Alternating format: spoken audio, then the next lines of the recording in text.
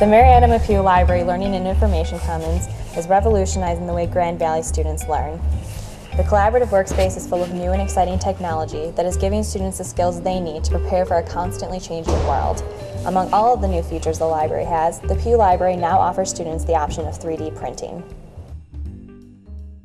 The printer was added to the library because it's a really new and innovative idea for students to be able to use, well, not just students, but faculty and staff as well. It allows students to create like all sorts of different things. They can use it for classes, they can use it for fun, just to make cool objects. I've had a couple students make things for like their capstone projects. I've had students use it to make pieces for art projects that were going to be for their kind of like graduation project. So, and then I've had people just use it to make random iPhone cases. So it can really be used for anything, and the library just wanted to offer it to students so that they have that ability to kind of manufacture their own goods in a way.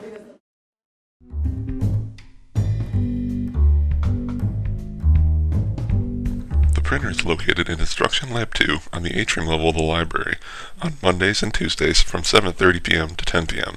and on Fridays from noon to 3 p.m. It's also located in the Technology Showcase on Tuesdays and Thursdays from noon to 1.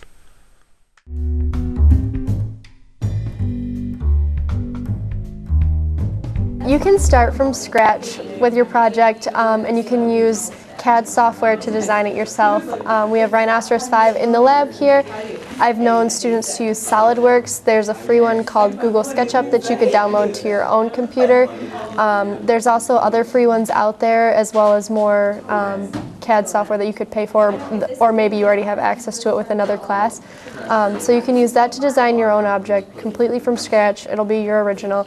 Or there's a website called Thingiverse where you can go and people have already created all these CAD files, and Thingiverse is kind of like Pinterest for 3D printing. So they upload the files that they've already created that they want to share with people that others can download for free, and then they can print it themselves.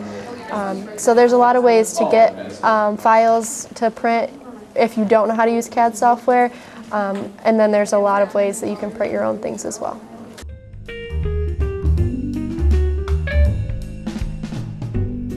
Working with a 3D printer is simple, but there are a couple of steps involved. First, head to www.thingiverse.com. This site is a great resource for finding pre-made objects to print. Once you're there, just search for the object you're looking to print.